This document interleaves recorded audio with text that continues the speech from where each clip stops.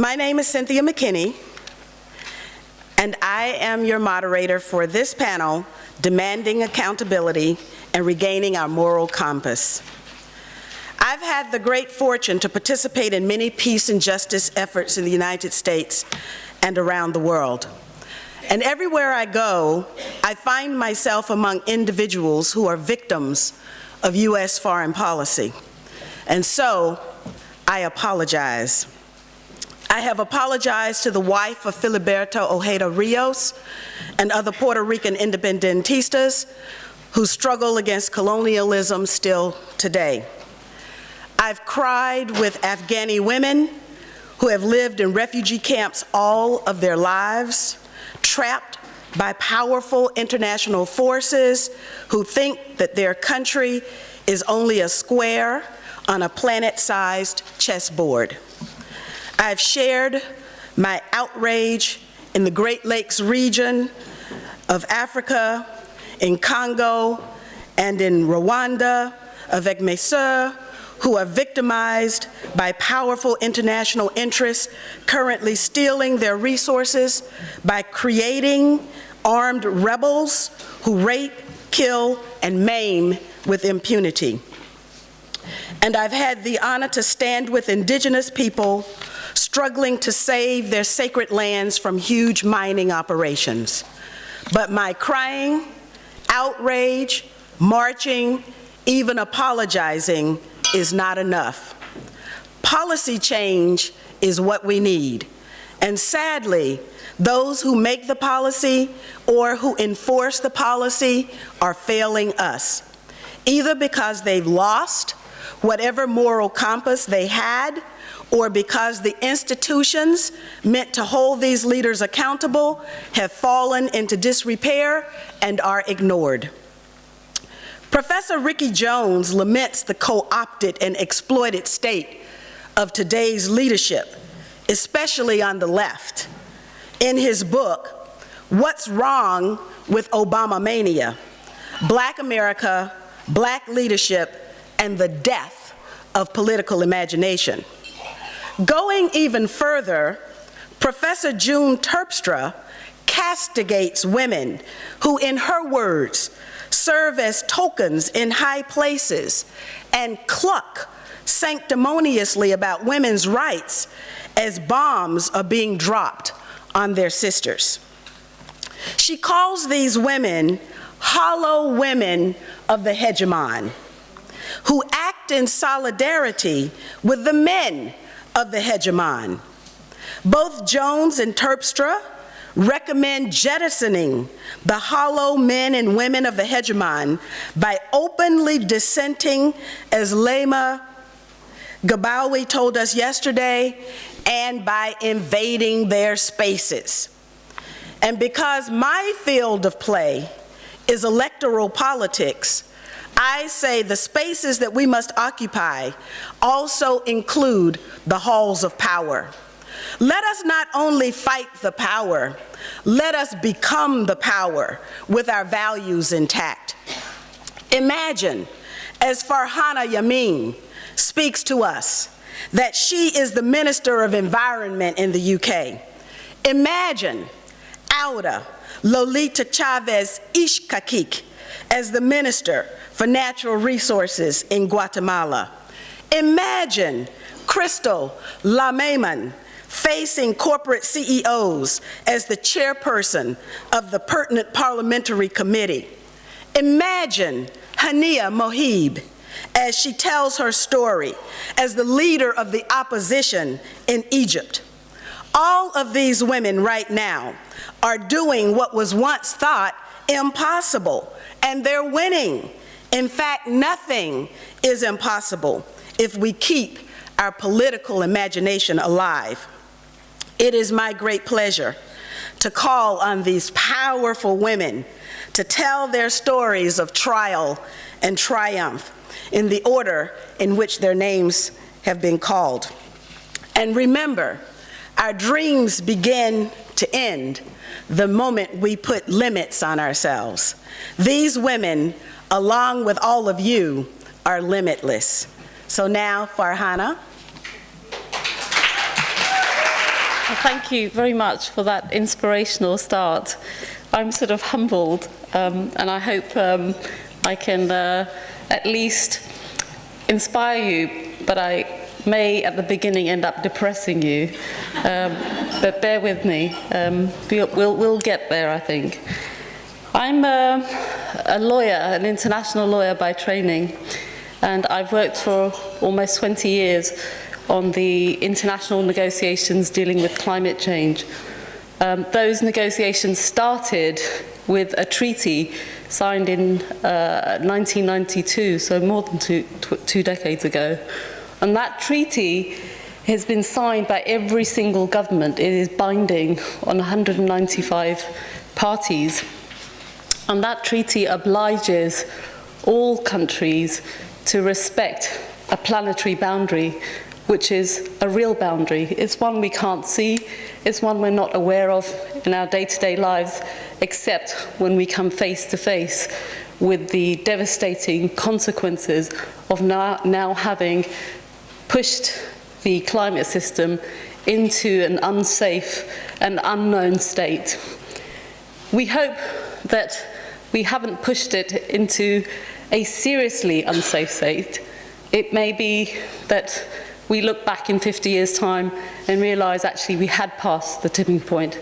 But for now, the scientists tell us that we still have around 5 years to keep the climate system safer than the catastrophe towards which we are heading. So the governments 20 years ago signed up to a goal, which was to prevent dangerous anthropogenic emissions causing climate change. And over time, they have agreed to keep the temperature limit globally to within 2 degrees. The small island countries, around 43 of them, and the least developed countries, 49 of those, so over 100 countries, actually want a lower threshold of 1.5 degrees. But for now, at least, the 2 degree is a global goal that leaders are supposed to be respecting.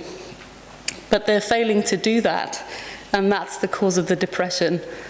I think the Nobel Women's Initiative has, for many years, seen the links between conflict, natural resource fights. Countries go to war for oil and natural resources, and they're doing that more and more openly and in more and more parts of the world. And in 4 years ago, we had a big moment that global civil society, including I think many of you, were part of in the run-up to Copenhagen, where 100 leaders came and were supposed to fix this problem. But they didn't fix all of it. They only got, I would say, halfway. In fact, my image was going to be a halfway glass, which always means that a lot has been achieved through the actions that have been taken, but not quite enough. And we now stand within 3 years, we have less than 3 years to go before the next big summit takes place. The French government has said it will host a next meeting of the United Nations Framework Convention parties, and all the countries have signed up to agreeing in the next 3 years to a new treaty which will hopefully get us to where we need to be. If we don't get there, we're going to end up with what's being described in a shorthand way as a 4-degree world. This is the front page of a report that was published not by an NGO, it's published by the World Bank based on the best research available, and it tells you a little bit in headline terms of what additional pressures we are going to put the most vulnerable countries, the most vulnerable populations through. This isn't about stuff that's going to happen all in some future time frame. A lot of this is already having impacts now. So let me just show you one slide. I don't know if you can see that. So this is a report that came out, I think, last month. And what it shows is the number of people who are displaced by disasters. And most of them, 98% of all displacements last year were related to climate and weather-related events. And the largest numbers of displacements were to do with floods in India and Nigeria. But actually, all of us, in all of our countries, are experiencing floods, droughts, unpredictable weather, extreme events everywhere. Some countries and some communities can cope with it better because they have more resources or their systems have been geared up to allow for that. But every day there are impacts already occurring which are pushing communities into more and more conflictual situations, which are exaggerating or exacerbating gender-related problems. We know that all of the types of impacts that climate change brings are not gender neutral. This is a statement by Ban Ki-moon. And this is increasingly something which governments are also starting now to look at the gender differences of how climate will impact men, women, and children.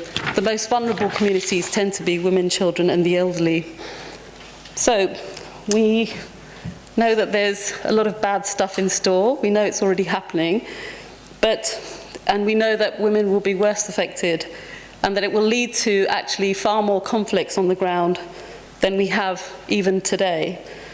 But we also know that, well, we're 50% of the world's population, and we're made of pretty tough stuff, and that we have power together to affect change everywhere, in our households, in our villages, in our town halls, nationally and internationally. And the worst thing that would happen, that could happen now, is very much for us to give up and to fall into some kind of despair and say, it's all too late, it's all going to happen, let's try and cope with it all. I think that's going to let those who are responsible for keeping our planet safe off the hook. So now I'm just going to say what do we need to do? It's just 2 more slides, I think. And how can we do it? And talk a little bit about the work that I'm involved in, both as a lawyer and in my capacity as a board member of the GCCA, which has got a new name, the Global Campaign, the Global Call for Climate Action. Many of you may have known about it with its branding of tick, tick, tick, and it helped organize and mobilize the support leading up to Copenhagen. So this is a report that's just come out also from the IEA. Again, these are not NGO bodies. What's really surprising, actually, is at the moment, the NGOs are making quite conservative demands, and the World Bank and the IEA and the IMF are saying, we've got to stop more carbon coming out of the ground. 2/3 of it has to stop. That's in this report. So many NGOs are not making demands as radically, that sound as radical as what is embedded in most of these reports that are coming out. And climate change is very complicated, but it's not complicated to work out what needs to be done over the 5 years. And actually, it's doable. All of the world's leading scientists and most of the UN agencies have found that there are technical options, that we do have time if the political will exists to put them into place. And that's not happening because the technologies that are people-friendly, that are planet-friendly, are not the ones that are winning out on the ground. The technologies and the energy policies that are winning out are those that are polluting the earth more and that are costing us a lot more. We're ending up paying twice. We end up paying through fossil fuel subsidies once, on the extraction side and the consumption side, and then we end up paying for the impacts that they have, health impacts, disasters impacts, all of which are borne by the peoples impacted or are borne through taxes or humanitarian aid. So we pay both ends. So why are we in this ridiculous, absurd, completely unthinkable position? It's because powerful companies have convinced us and convinced some powerful countries that it's really not possible to change. And sadly, some thought leaders also are guilty of that. It seems to be much easier to say, let's cope. The weather has always been different. The Earth's always known different climates. the human race is ingenious, we'll get through it all. But I think this kind of thinking is very dangerous. It implies that we should bear or allow others to bear all the injustices that these kinds of impacts will come their way and which we actually have the power to prevent. So I hope that we can not end up in this despairing situation. I think if you work on climate change, you're by some definition an optimist. And we're trying to put together solutions that will help us exert pressure on leaders to get there. So there are ways in which leaders can stick to their promise, which is to keep to the 2 degrees target, and also to come up with this figure that they promised in Copenhagen, which is 100 billion per annum by 2020, which they haven't been able to find yet. They found billions and billions for other causes. Okay, so just in the last minute, I'll say a little bit about the work that GCCA has been involved in. And it's focusing GCCA as an alliance of a very diverse kind. It tries to amplify the voices and actions of others who are taking action on the ground. So especially through its social media and intelligence briefings and campaign materials, it helps add up and affect change at different levels. So one of the nicest things that recently we helped support is the first ever march that took place in Doha in Qatar, a citizens' march which was in part coordinated by Arab Youth, an Arab youth organisation that was set up in the run-up to last year. And that was amazing because they hadn't had a march before. And it helped link youth voices and send a very powerful message of we are more than oil to their own leaders and to the leaders of the world. The other pictures show the campaigns that GCCA has been supporting against tar sands and against fracking, and also at Rio, supporting the messages and the voices of indigenous groups who are opposing false or bad solutions to climate change. So increasingly in our work, we're trying to reach out more and more and engage with health, youth, indigenous voices, with the peace community, because I think together, and only by working together and connecting our respective struggles, can we achieve what we all need, which is a safer planet. And without that, I'm afraid your struggles will become much harder. So I hope very much we can work together. I'll look forward to sharing lessons and ideas from all of you and to hearing about the struggles from the fellow panelists who are taking up these challenges on the ground. Thank you.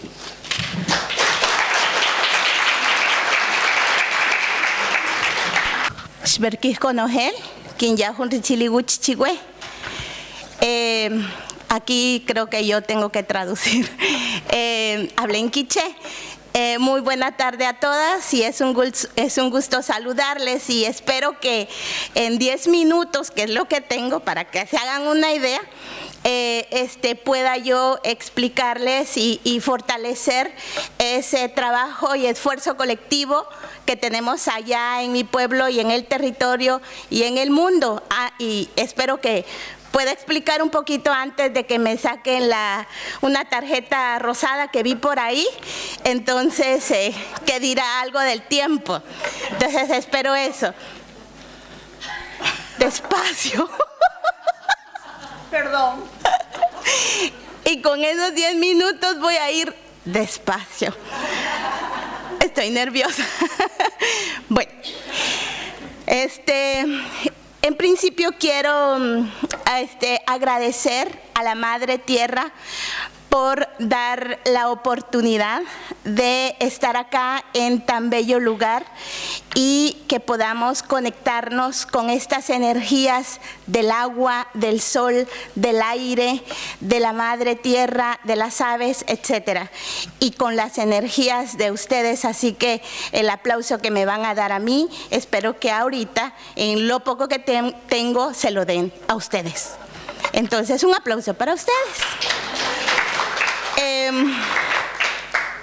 Quisiera entonces iniciar diciéndoles que estoy muy agradecida también con la vida porque la madre naturaleza, la madre tierra me dio otra oportunidad de existir acá y no pasar a otra dimensión que pues las empresas transnacionales, el gobierno, las oligarquías quieren que yo esté en otra dimensión, pero la madre tierra me quiere en esta dimensión y por eso estoy acá.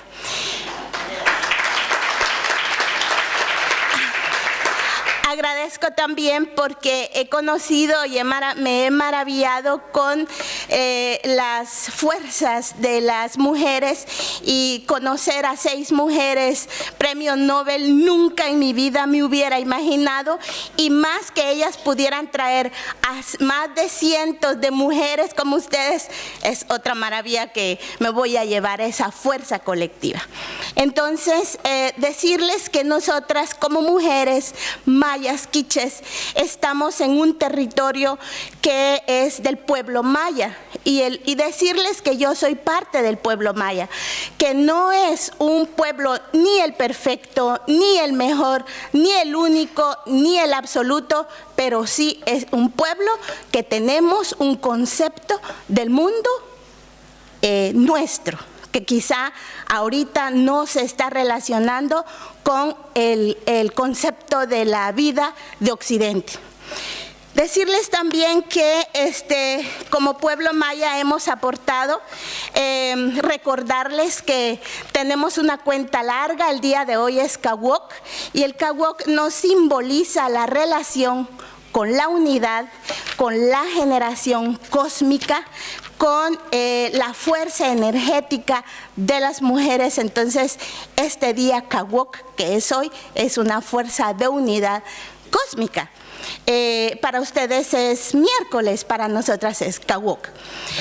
También decirles que por esa relación del tiempo es que tenemos un compromiso existencial, que no es un compromiso de mi vida, no es solo porque yo haya decidido luchar por la madre tierra, sino es un compromiso intergeneracional, cosmogónico, existencial. Va más allá de un proyecto de unos días, de meses, sino va más o menos con una cuenta del tiempo de 5.200 años, algo así como que cuando le dijimos al mundo que había un cambio de ciclo, el mundo dijo, ¡ay, es el fin del mundo! No, no es el fin del mundo, es un cambio de ciclo. Y decirles también que hemos aportado como pueblos mayas al mundo, y uno de los aportes que hemos dado es que tenemos vida, que somos un pueblo vivo, es un pueblo que está en movimiento, y hemos aportado al mundo, por ejemplo, lo último que decimos, que en Guatemala sí hubo genocidio, sí está claro, aunque ese Estado racista, excluyente, patriarcal, esté diciendo, bueno, sí, y luego no, sí hubo genocidio y sí hubo, y punto. Y eso es lo que decimos al mundo. Pero también decirles que hemos aportado también premio Nobel, y de eso estamos orgullosas. Y ella es Rigoberta Menchú, ella y Helen y Rosalina y otras mujeres nos han dado esa fuerza que tenemos ahora. Así que tenemos muy buenas maestras. Y entonces, aunque ahora están siendo atacadas muy fuertes por los militares, y eso lo pueden ver ustedes en esa cuestión de internet. Pero bueno, no vengo a hablar ni del Ríos Montt, ni de otro genocida que es Otto Pérez Molina, sino vengo a hablar de nuestro esfuerzo. En En mi pueblo decidimos entonces desde muchos años, pero nos reconstituimos nuestro tejido social después de la guerra, después de los 36 años de paz, donde hubo de guerra. Hubo descabezamiento, hubo militarización, hubo genocidio, todo. Pero después dijimos, estamos vivas y vivos y hay que levantarnos. Y entonces en reciprocidad, la reciprocidad allá decimos que es el Ixcaquic, es yo soy tú y tú eres yo, el Ixcaquic. Y entonces en ese esfuerzo nos levantamos y dijimos, hay que luchar por los pueblos que ahorita tienen la nueva invasión. Y la nueva invasión para nosotros y nosotras es despojo, saqueo, muerte y destrucción. Esa es la nueva invasión, lo que ellos llaman las empresas transnacionales, desarrollo. Para nosotras es muerte y destrucción. Y entonces decidimos levantar la mano, como ven acá, y decidimos dijimos sí a la vida y no a las empresas transnacionales. Esa fue nuestra decisión y esa decisión la estamos cuidando. Si pasamos a la otra lámina, por favor.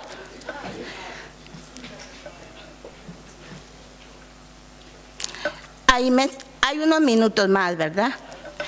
Bueno, este es el mapa de las empresas de mi pueblo. Nosotros nos habíamos levantado por apoyar a otro pueblo, pero no sabíamos que el gobierno, no sino los gobiernos pasados, habían concedido nuestros territorios donde vivimos, donde hemos generado identidad, donde hemos generado historia, donde están enterrados los huesos de nuestras abuelas y de nuestros abuelos. Ellos lo habían concedido sin consultarnos y ese fue un golpe muy fuerte. Este es Quiché, pero como Quiché está todo el territorio de Guatemala concedido a empresas mineras, hidroeléctricas, monocultivos, petróleo y otras. Y entonces por eso, si seguimos, nosotras decidimos en mi pueblo hacer la consulta comunitaria de buena fe, porque ellos estaban entrando nuevamente con guerra. Ellos no estaban consultando, ellos no nos estaban pidiendo permiso para entrar, sino entraron con esto.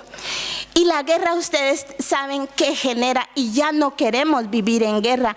Dijimos, no más guerra, no vamos a tomar las armas y no vamos a responder con guerra, vamos a responder con amor, vamos a responder con esfuerzo colectivo, con participación democrática y les vamos a enseñar cómo se trabaja con participación democrática. Entonces, a esta invasión estamos respondiendo con esas participaciones asamblearias. Si le continuamos.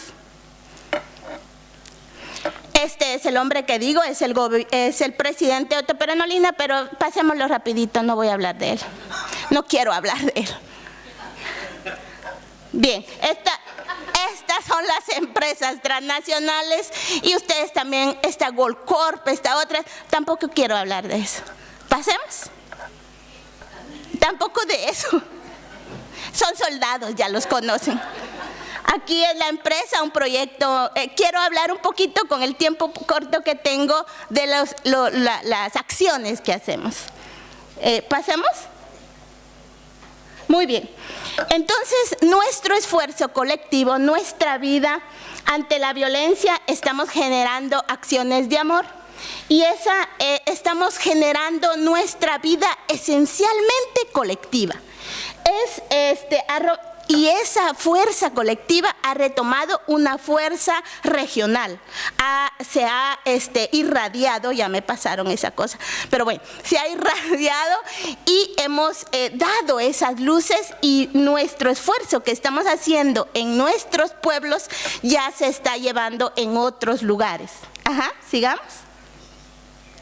Hemos hecho denuncias, acá es una denuncia donde le dijimos al Estado militar que no vamos a dar más hijos e hijas para el ejército, no lo vamos a hacer, no vamos a parir más hijos para eso, si ellos quieren gente para eso, que lo busquen en otro lado. Hemos hecho consultas comunitarias de buena fe. Hemos hecho consultas, en estas consultas participamos voluntariamente con nuestra decisión, levantando la mano, diciendo sí a la vida, más de 27,000 gentes en mi pueblo, y a nivel nacional de Guatemala, más de 1 millón de gente. En 85 consultas hemos dicho no a la minería, no a las empresas transnacionales, sí a la vida. Continuemos. Y estamos viendo a nuestros hermanos, en inglés dice no, ya no, pero no entiendo, pero de plano es ya no con el tiempo. Pero bueno, aquí dice, vemos a nuestros hermanos soldados con otro sentir. No tengo traducción, no, pero bueno, solo pasemos la lámina rapidito, pasemos. La lámina. En nuestra consulta nos mandaron, con esto termino, en nuestra consulta nos mandaron a soldados porque dijeron que iba a correr sangre, y nuestras consultas son fiesta, marimba, tamales, fiesta, pero ellos dijeron y nos mandaron soldados. ¿Y saben cómo respondimos a esto? Este es un ejemplo claro, sigamos. A los soldados, nosotras, por favor la otra lámina, les dimos comida. Y los soldados, en lugar de reprimirnos, entonces se unieron con nosotras en la consulta y no nos reprimieron. Y nos dejaron libre el espacio. A ver si pasamos la otra lámina. Ajá, ahí está el mismo lugar con gente participativa y los soldados estaban de fiesta, no en guerra. Gracias.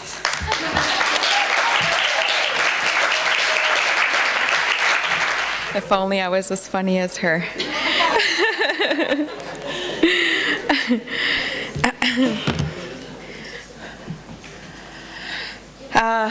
Danza and hello.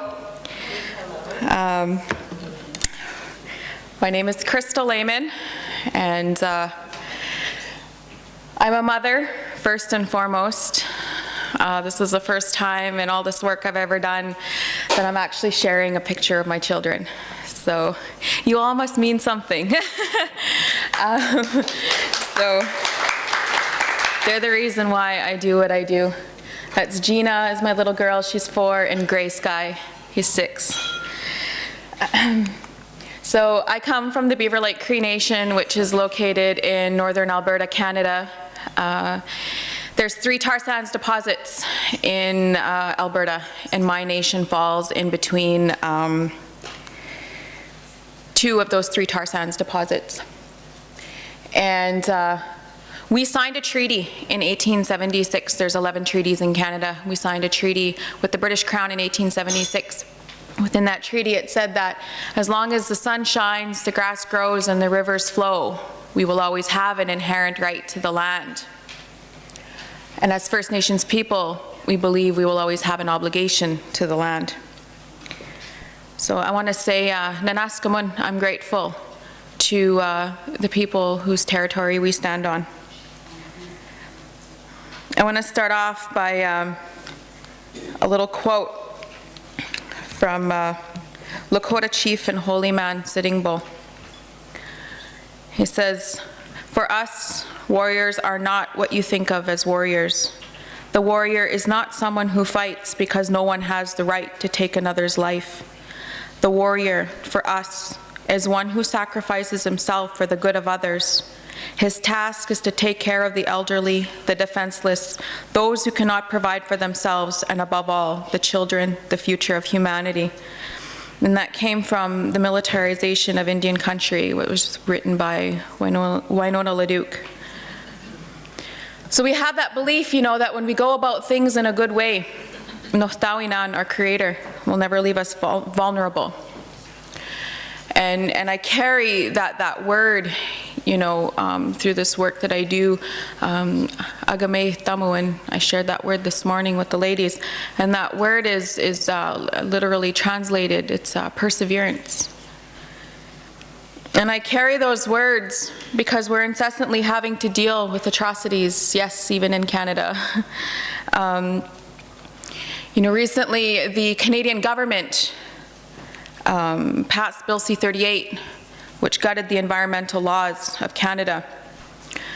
They passed Bill C-45, which affected the land and the water. So we basically went, you know, on one day, we had 2.5 million protected lakes and rivers.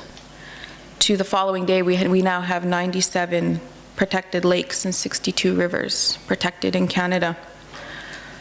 And as a woman, it's my obligation to take care of the water. Our one true mother, that's the way we call our Mother Earth. And as women, we have that belief that we are the keepers of the water, because Mother Earth, that she's a woman. And it's not by chance that as women, we carry life in water. And we believe that water is the milk of our mother. And my children have a basic human right to drink clean water. But we've gotten to that point as First Nations people in Canada within this industry where we've had to choose our Indigenous ways of knowing and being, who we are, our morals and values, over feeding our families. We become economic hostages in our own communities. And as a mother, I didn't want my children to grow up and ask me, Mama, how come you didn't do anything? And so when you look at life through a different lens, you become a target. And I become a target of even my own people, those that you're fighting to protect. I was just served my first threat of defamation and conspiracy lawsuit. And I was really scared. I went through even depression. I never knew what depression felt like until that happened. But then I came to the realization that how can you retract and apologize for telling the truth? And see, that's the thing about the truth, right? It doesn't care.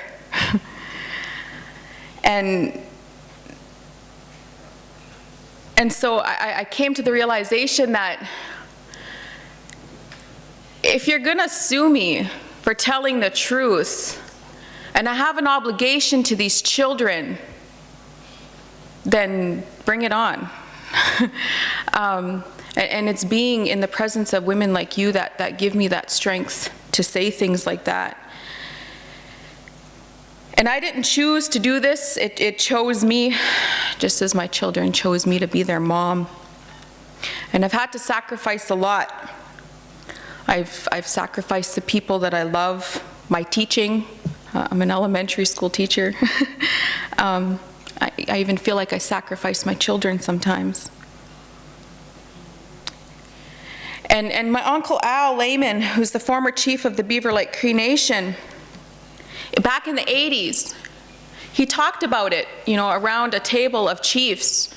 There's gonna come a time and day when we're gonna have to buy our water to drink. And they laughed at him. And, you know, I was born in the 80s.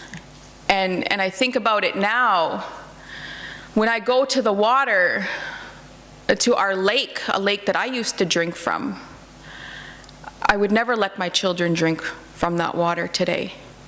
And, oh, already? Okay. So I'm gonna try rip through this really fast now. You can say you don't speak English. I don't speak English. So I'm just going to try to, okay, how come? Okay, well, you guys don't need to know what my job title is. So the Beaver Lake Cree Nation traditional territory spans 39,000 square kilometers. This actually is Alberta and Saskatchewan. 34,000 square kilometers of that is leased out to tar sands without the consent of the Beaver Lake Cree. We have constitutionally protected rights in Canada within our treaty that says, how come this thing, I think I get an extra 2 minutes for having to mess with this. So you can see the yellow, that's where our nation is the tar sands. Those are the tar sands deposits, and those are the deposits that are leased out to big oil. Every major oil company in the world is in our traditional hunting territory illegally because we did not give them the right to be there. The Canadian government did not consult with the Beaver Lake Cree. The Beaver Lake Cree did not say that they could put those over 17,000 leases and permits in our traditional hunting territory. So here's above ground piping. This is one little small area in our traditional hunting territory. Talk faster. Of the Beaver, can I talk faster? No, no. Slow. Translation. I know, but see, but then I only, come on. 2 more minutes. Yay! This is above ground piping. These are seismic lines that go through our traditional territory. The animals won't cross over that. So within our I'm sorry, I'm just gonna, might as well go through that too. So I didn't come here to sell you anything. I came here to tell you the truth. And the truth of the matter is that we are using 6.1 billion barrels of our fresh water every day in the tar sands. 90% of that water is not recyclable. The Canadian government has now completely dismantled our environmental laws and the protection of our water. 80% of the world's fresh water is in Canada.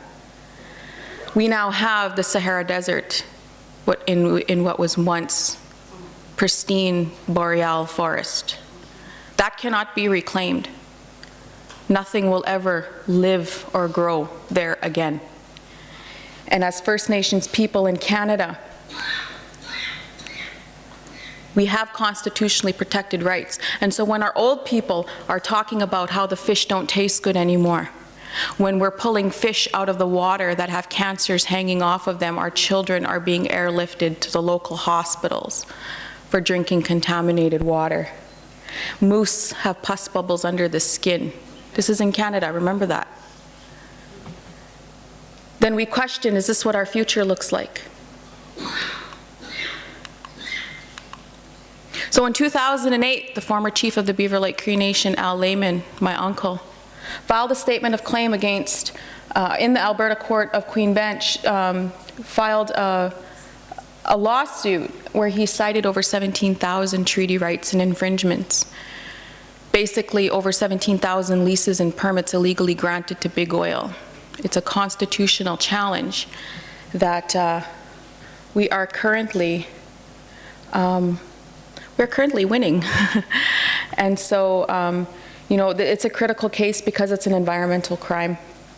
30% of the tar sands production, or over 560,000 barrels per day, with the plans to grow to 1.6 million barrels per day, and new leases and permits are being granted every day in our traditional hunting territory. Okay. I'm trying to figure out where I can just end here. So the Canadian government has pulled out all the stops that they can. They've tried to stop the litigation from moving forward. In March of 2012, the new judge on our case, we got a new judge in January of 2012 who happened to be a woman. I don't think that was by chance. By March of 2012, she already granted the Beaver Lake Cree a trial. So this is the first time that a First Nation has ever been given the green light in a petroleum-related constitutional challenge. After we were granted the trial, the Canadian government attempted to have the litigation thrown out again, and basically April 30th of this year, The courts told Canada and Alberta they'd had enough and both parties would be well served in returning to their case management. You guys are going to trial, is basically what the judge told them. So when I look to where I am as a First Nations woman, you know, standing on the front lines and attempting to take on one of the biggest industries in the world, sometimes I feel like I'm, you know, when I feel like I'm doing it alone, it's moments like this, you know, that I look, you know, within myself, and it gives me that strength to keep on going forward, you know, when I have to wake up my children at 1:30 in the afternoon here and it's at 6:30 over there, you know, having to leave them, you know, as women, you give me that strength to keep on moving on. So, and I'm done. So, kinanaskum thinkakyo. I'm grateful to each and every one of you. Nanaskumun. Hello, everyone. Oh. First of all, I would like to thank the Nobel Women Initiative for having given me this great opportunity to talk to you and to give you a glimpse of what the Egyptian women are going through right now. Let me first introduce myself. My name is Hania Moheeb. I am a journalist, a TV journalist and a media trainer. I was born in 1970, and I saw in my lifetime only three presidents rule Egypt. Like most of my fellow citizens, I was always critical of the regime of Mubarak and of the military regime that was ruling Egypt for almost 60 years before the revolution 2 years ago. However, I was passive. I was not politically active. I wasn't even voting in the elections because most of the Egyptians didn't believe in elections. Not until 2004, when some political mobilizations started taking place in Egypt.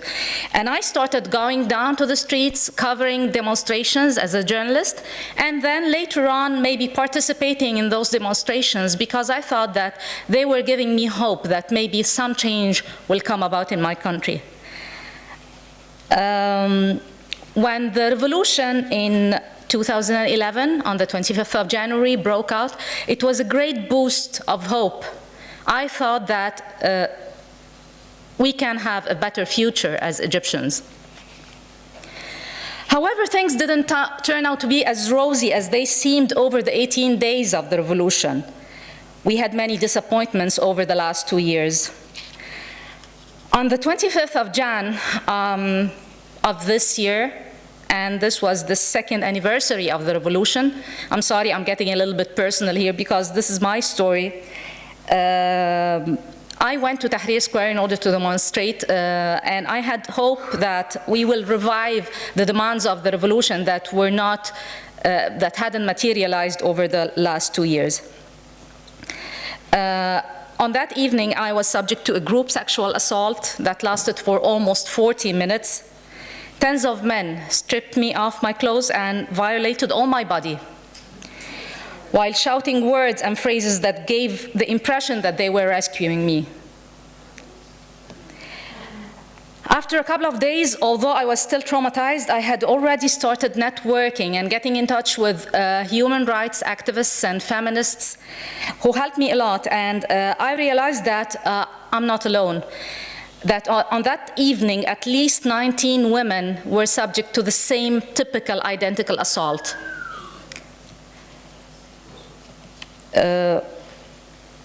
One of the victims, I'm so sad that I'm saying so, I hope that I'm not depressing you, but one of the victims was a very poor girl, aged 18. She was raped with a knife, and as a result, she had to lose her womb.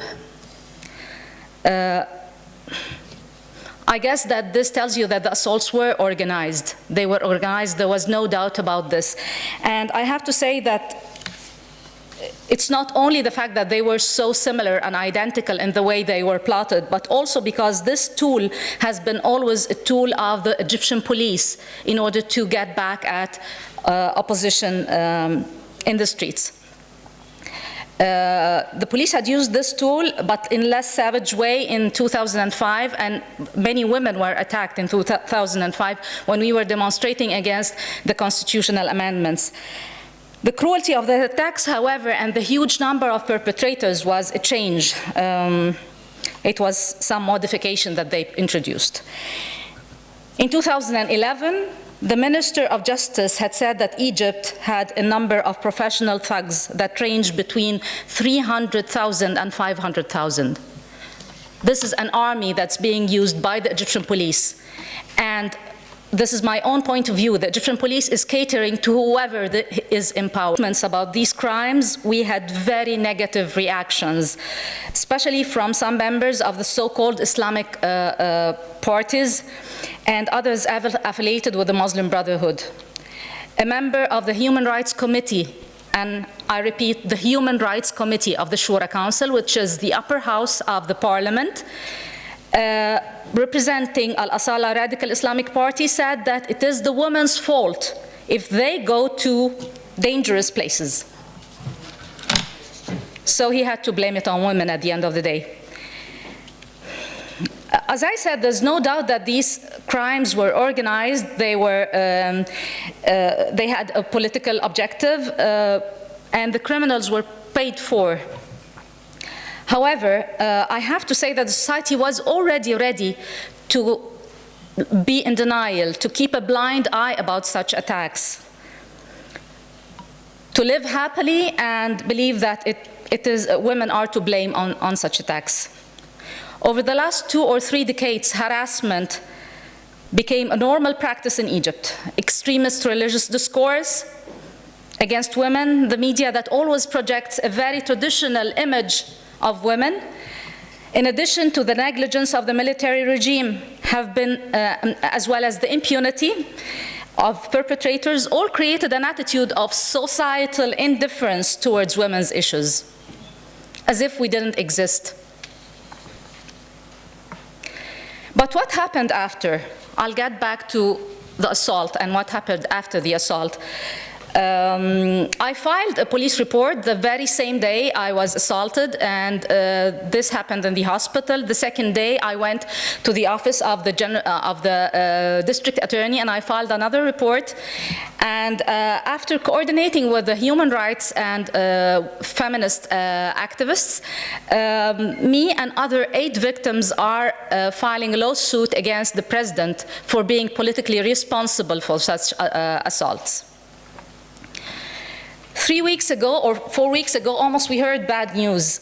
The building of the court, where 3 district attorney offices are located, caught fire, and all the documents were burned. This is what we heard.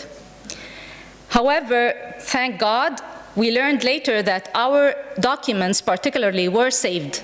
So the case is still alive, thank God. And the files were referred to another district attorney, but for an unknown reason, he hasn't started to resume those interrogation and investigations in the case. This is, as far as I am concerned, and the other victims are concerned. However, the civil society also had something to do in that respect. In order to stand up against such assaults, some very brave activists, and I guess we have one of them here, launched initiatives and established action groups to address the issue. Thank you.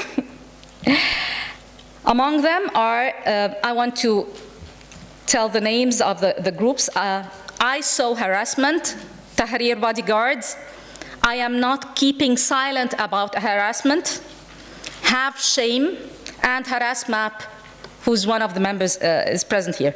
Some of those groups and initiatives joined forces in order to protect women and monitor public places in times of demonstrations and festivities. And I guess they have written very comprehensive reports about what happens and how the police acts towards such harassments. Those groups of young volunteers coordinate with all the older feminist organizations and work on different levels, on different tracks, mainly on training volunteers and creating rescue teams to help women, to help the victims in the place of attacks. They organize self-defense sessions, they work on awareness and education, they, even some of them work on drafting a law against sexual harassment in order to guarantee punishment. The National Council for Women, which is a semi-government organization, has also issued a draft law on women, including some articles about sexual harassment. But the law hasn't been discussed yet in the Parliament. I want to move on and give you some glimpse on other aspects of women's status in society over the past 2 years, after such a great revolution, after so many sacrifices, after women contributed very, very strongly to this revolution.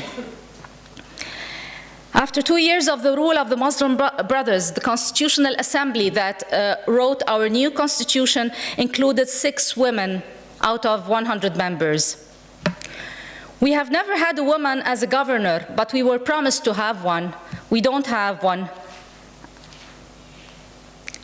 The President Morsi, had promised that we would have a vice president, woman, and he didn't fulfill this commitment. In the cabinet, the first cabinet after the revolution, we had only 1 woman minister, and in the current cabinet, we have only 2 women ministers. As for the parliament, 11 women out of 508 parliament members, and most of them belong to the Islamic parties. The new constitution includes an article that was said to have been intentionally written to get rid of one of the only judges who was a member of Egypt's Supreme Constitutional Court. Judge Tahani al-Gibali was a harsh critic of the practices of the regime. So they had to create an article to kick her out. And they got her out of the Constitutional Court. I shouldn't forget tens of anti-feminist statements that have been given over the last 2 years from the side of the so-called Islamic parties and radical preachers. Most importantly was Azz Al-Gharb, former parliament member, that had said regarding the law that criticized, that said that some law amendments had to be made. Al-Gharb sees that 7 laws concerning women and children had to be changed, namely, a law that gave the woman to divorce herself, another law that gave the mother, divorced mother, the custody of her children under the age of puberty, a third law that gives the divorced woman the right to have an apartment, and some other laws that have been issued after a long struggle of the feminist groups over the last few years. Oh. My presentation is not on. Oh, okay, probably I was not following, but the last few slides just tell you about some prominent women in our recent history. The situation was not always like this. We had our good days, we had our heydays, and I guess that we have had a feminist struggle that started, well, Cynthia is telling me that I'm over, but I have to give a closer here, because I am totally against this so-called Islamic regime, but I am a Muslim. I was brought up as a Muslim. I am a devoted Muslim, and the Islam I know has nothing to do with what's going on. The Prophet has never beaten any of his wives or girls, and he always advised his comrades to treat women nicely. And I end up with this statement, verse of the Prophet: women are twin halves of men, and he who treats them respectfully is generous, and he who insults them is mean. Thank you very much.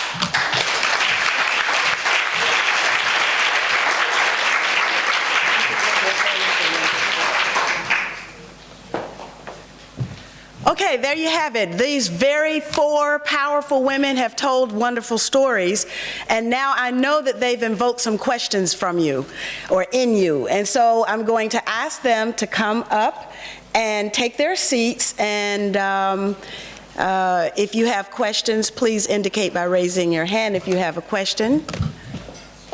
There's no questions? Well, I have lots of questions.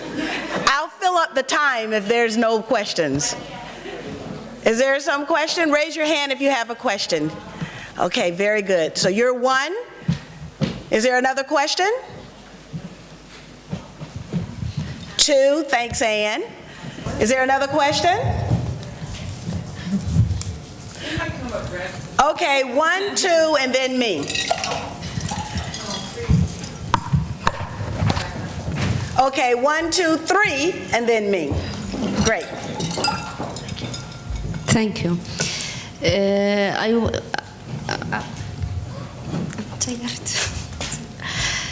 I don't know if it's a question or a comment. I am from Palestine, Bahia Amra. And we are working a lot now after the Arab Spring in all Arab countries like Egypt, Yemen, Tunis, and now we have Syria. And we are a woman in Palestine also suffering from the same what women they are suffering in different countries after the Arab Spring, especially with the new regime, what we have with the Islamic movement. It's a big risk and it's a big challenge for women, Arab women. And I hope that with all the international women also could support us as Arab women to launch a campaign against violence in Arab societies and Arab countries. And this is what we are trying to do it in June in Morocco, that will have all the Arab women from different countries, from NGOs and political parties, to have a strategic together as a woman what we have to do, and we need your support. Like what happened in Egypt with my sister Hania, we launched in Palestine a big campaign, and we did 2 demonstrations in front of the Egyptian representative office in Ramallah, and in Lebanon the same, and in Jordan. But I think in the end it's all women issue. So what it's I'm suffering from, maybe, I don't know, anybody could suffer from like what happened in Egypt. So my questions to Hania, what exactly the women in Egypt now they are doing? Because we know we learn from the Egyptian movement as a woman. We took all their experience as civil society and movement, but we feel now they are weak, they can't do nothing. So what they want to do for future as a women together and civil society, because the civil society in all Arab countries, they succeed to destroy civil society. And this is what it's going in Palestine, and me as a woman also I'm suffering from the same risk. Thank you. I guess that the feminist movement in Egypt is getting stronger every day. And I'm so proud of the groups that I mentioned in my speech, because these are young activists, and some of them are even university students. So I have high hopes in the younger generations. One of the problems I haven't mentioned is that we have also a problem with the patriarchal way of thinking of the opposition parties themselves, because one of the reasons why the representation of women was so low in the parliament, because the women were not put high on the lists of electoral lists of the political parties. So we have several struggles, but I think that it's accelerating, and I think that awareness among poorer and less educated women is getting much higher. Okay, Ann? 2 questions, if I may. One for Hania. Could you tell us a little about your experience on going on television to explain? And then for Crystal, could you give us a little more information about how nasty and toxic those tar sands are for the world? Thank you. Okay. Should I start? Mm-hmm. Okay. I decided to go public with my story very shortly after the attack. I was still traumatized. Nobody had known about what had happened exactly, not even my husband. He knew I was subject to a terrible sexual attack, but I hadn't told him details. A friend of mine encouraged me. She called me, and she had friends in that television program, live television program, and she convinced me into talking about this, and she said that they are welcoming also my husband to come with me. So I asked him, and I was so fortunate to have his full support, and we went live together, both me and him. It was important that I spoke out, me and other women, but I guess that the breakthrough was that my husband went on air, and like all Arab, most of the Arab and Egyptian men, he was not ashamed, he was not fearful of the criticism of society, and he was brave enough to support me publicly. Thank you. Amina? She had two questions. Oh, sorry. That's okay. Well, first of all, we're in Canada. I mean, this obviously affects the people in the U.S. because, this border everybody sees, as human beings, that border really, it's an invisible border. Anybody on Turtle Island is affected by this industry. This industry exists everywhere else in the world as well. But the amount of toxic chemicals that go into this water, which is then leached into the water systems. There's one thing that connects every single human being in this world, and that's water. And that's the one thing that's being affected the most within this industry. So if you drink water, this is about you. If you breathe air, this is about you. So it affects every single human being and those beings that cannot speak for themselves. So that's in short how I can answer it. But the governments on a global level are willing to do anything to get this bitumen out of the ground. They're willing to kill people to get it out of the ground, because the people are dying up in my territory as well as other places in the world. So these pipelines, we had that discussion about the pipelines. We have a pipeline right from where we are in northern Alberta all the way down to Texas. So it affects everyone. Did Amina? Thank you. Thank you. Crystal, I want to know, because the pictures you show are exactly like what we see in the Niger Delta. Their kids walk along pipes taller than them to get to school. So I'd like to know about the transnational connections which are going to be necessary to subvert these transnational corporate actors. Because they're doing the same things in so many places. So that was one thing. But the other thing that, just listening to all of you, I want to thank you for your courage and share this realization that in the era in which we live, the military have long escaped the barracks. We're talking about militarized non-state actors, and these are proliferating in the context of deregulation, privatization, global neoliberalism, and extreme poverty. It is not an accident that the Sierra Leone war could break out the way it did, because 80% male children were unemployed on the streets. So I just want to make the link between this proliferation of male violence that is no longer contained within the institutions of the state, and which is developing a complete erosion of the possibility of civility in society, to take up what someone was saying, from the US privatizing and outsourcing and escaping accountability, look at Abu Ghraib, all the way to local power brokers and regimes proliferating the so-called misogynistic, we call them area boys in Nigeria. Hundreds of thousands of unemployed young men on the streets who do the work of misogyny, who do the work of patriarchy. And I think this poses very new and different challenges for us as women's movements. I was very endearing example you're giving of feeding those who are sent to contain you in Guatemala. But these guys they may be young, but they are truly, truly scary. And I think it demands different strategies in terms of how we respond. So that's my question. Can we share a little around how we respond to this global proliferation of non-state threats to security?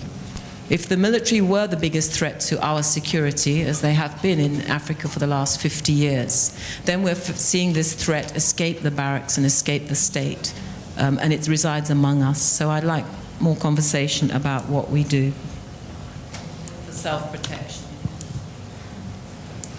Does anyone have any comment from what Amina had to say? Any thoughts? But non-state actors?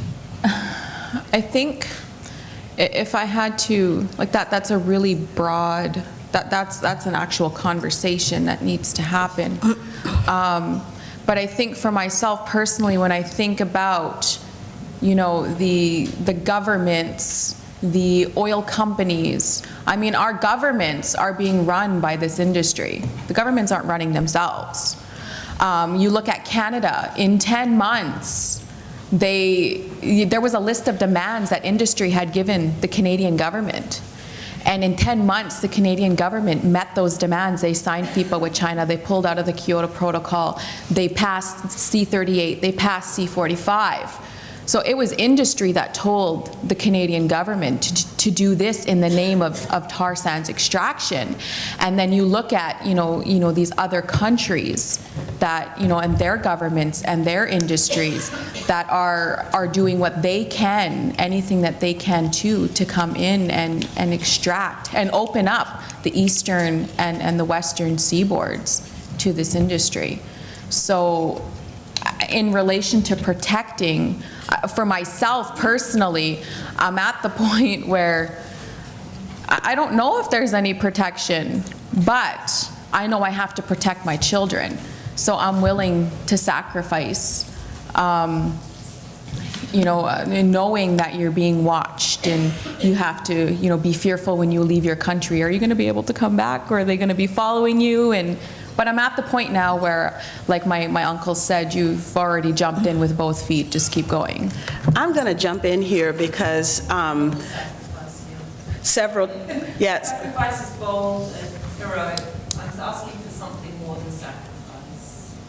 We've got to stop sacrificing ourselves.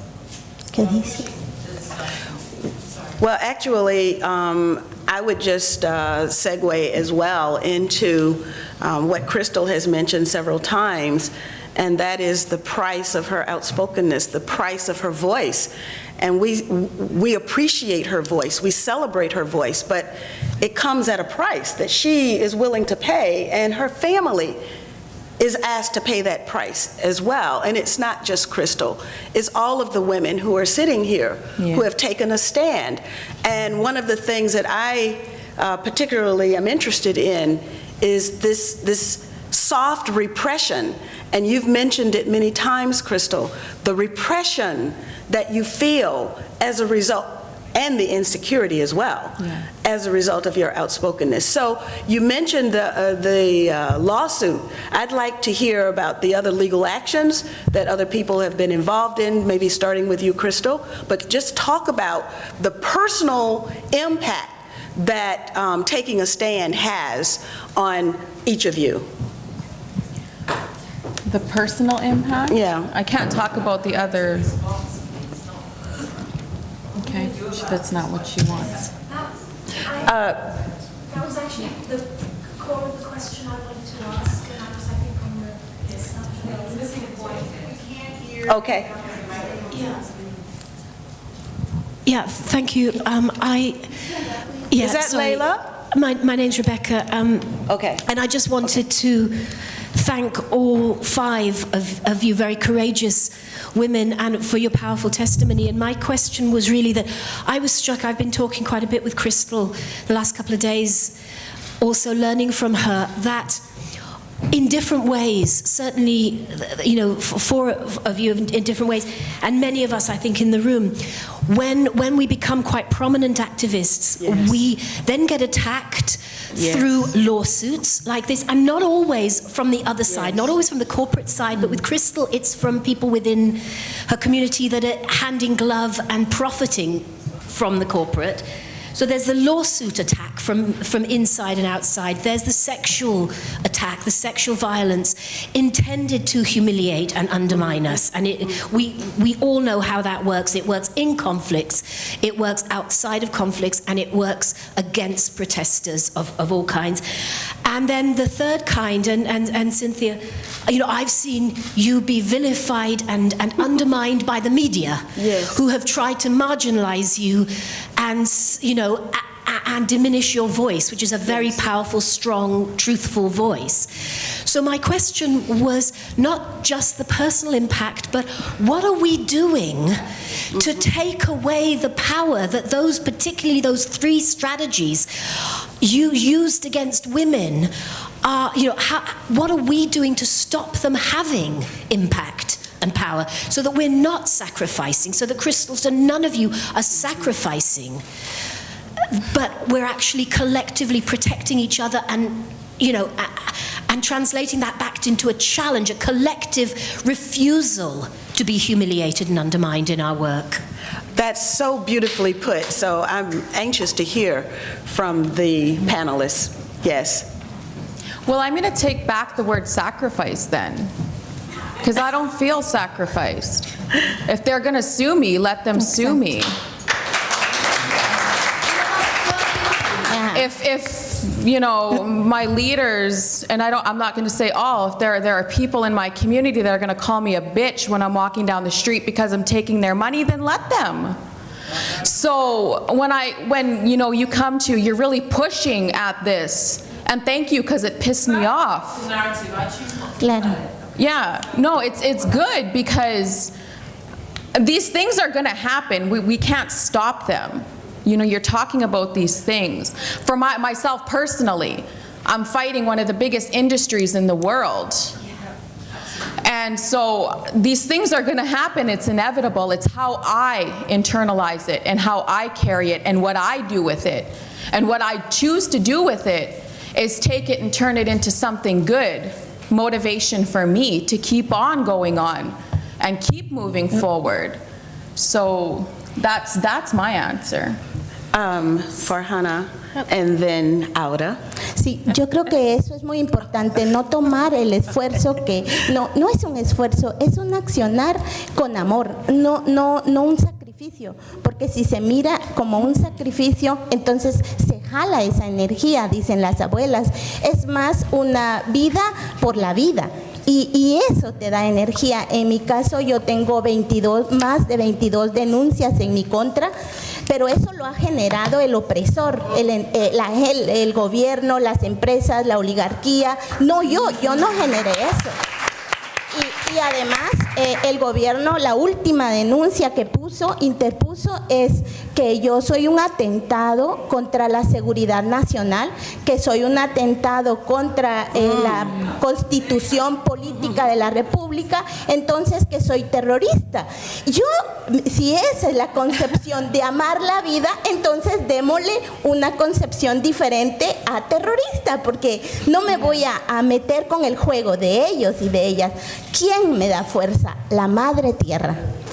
Es una fuerza energética que da la Madre Tierra increíble. El 4 de junio del año pasado intentaron matarme. Me enviaron delincuentes a quererme asesinar, y por eso yo digo, agradezco a la vida, agradezco a la Madre Tierra, porque no lo lograron, y no lo lograron no porque no quisieran, llevaban armas, eran hombres, eran violentos, pero no lo lograron. Entonces, ¿quiénes luchamos quiénes nos unimos amándonos para protegernos? Las mujeres. Y para renacer, porque yo ya no quería comer, yo ya no quería levantarme, entonces las mujeres me enviaron mensajes, los pueblos decían, estamos con ustedes, levantémonos, la lucha de ustedes es nuestro esfuerzo colectivo. Eso nos levantó y eso nos da una fuerza increíble. Entonces hay fuerza de la Madre Tierra, hay fuerza comunitaria, hay fuerza de mujeres, porque a la par que estamos luchando por la Madre Tierra, también estamos luchando porque las relaciones de poder jodidas cambien. Y nosotras en Quiché decimos que cambien desde la cama, que cambien desde la casa. ¿Por qué nosotras siempre decimos las relaciones de poder encima? ¿Por qué siempre nosotras en la cama tenemos que estar abajo y los hombres arriba? ¿Por qué no puede ser diferente? Entonces esos cambios estamos generando esa energía diferente.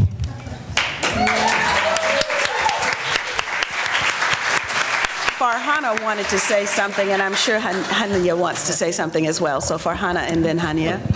Thank you. I'm so sorry I missed that, not having headphones, but I'm sure you answered the question. I wanted to pick up on this point, because this huge apparatus of surveillance that has been built up in the last decade after 9/11 is now being used against most of us.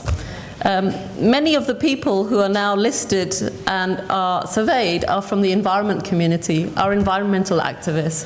So this is a new addition. Suddenly we have become part of the problem. I want to relate to you a personal story. I act as an advisor to many governments.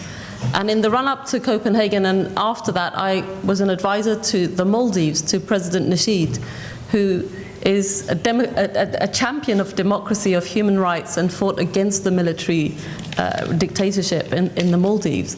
And he was removed over a period of years. Many of the small island advisors were intimidated in the last few conferences. I had my pink badge removed in very mysterious circumstances. For a long time, I thought it was me, personally. There was something wrong I'd done. There was some piece of work, some untactful statement I had made. But then it turned out, actually, after a bit of detective work in a few days, several delegations had had instructions issued by some very powerful countries, acting on some very powerful interests, to silence their advisors who were pushing them to take a stance, usually in favor of more ambitious climate action. So yes, I connect very much with what you're saying. And what do we do about it? Yeah. Well, one of the reasons I'm here is, frankly, I don't speak as passionately. I tend to, be behind the scenes, sitting behind someone else who does that. But we can't let those people be comfortable in what they're doing, personally, intellectually, work-wise. And if we need to have direct actions against major CEOs, that's what we need to do. We need to personalize this, because there are people whose job it is to take action, and they are taking the wrong decisions year after year, decade after decade. They are preventing what has been decided in the public interest, what has been agreed in international treaties, what has been agreed in national legislation. You get to that point and it's unpicked, and it's time to pick on them. I don't want people to be sued on this side of the panel. I want to sue them and make their lives miserable, not ours. So I'm very angry. I feel there are many things which we could start to discuss about how to knit these very diverse and different actions together into a much more effective international campaign. There are communities who are being brave, individuals who are being brave, but the messages are dissipated and they take a long time to get through. And that's one of the reasons also why I'm a big supporter of GCCA and the work that it tries to do to knit together, amplify, and make us bigger than we are. I know most of you don't come from England or the English-speaking world, but there's a wonderful children's book called The Gruffalo, and it's been translated into many different languages. And it's about this terrible beast. It has yellow teeth and scaly tails and all sorts of poisonous things, and it's a scary monster. And in the end, this monster is humbled and frightened of a small mouse, because the mouse decides tactically to use the moonlight to create a much bigger shadow of herself projected onto a rock. And I think that metaphor comes to me because we are really the mouse. In real terms, we do not have the kind of economic power, we do not have the military power that others have, and we have to stop kidding ourselves that we have it. We don't have it. These corporations, the oil interests, they are larger than most countries. They have militias and corporate police officers of their own. And I think we have to use very smart strategies and use the moonlight and use our inventiveness to actually challenge what's going on. And I think maybe conversations like this that are just starting can help us be part of that. Hania? I would like to answer Rebecca's question. It is true that sexual assaults are used everywhere in the world, maybe in war situations, to deter women and maybe the whole society. But it has a different significance in conservative societies like ours, because they also are meant to stigmatize the woman, to stigmatize the whole family. And women do sometimes feel that they are to blame. It's not only men point at them and say that you are to blame. Sometimes they do feel themselves that they are to blame.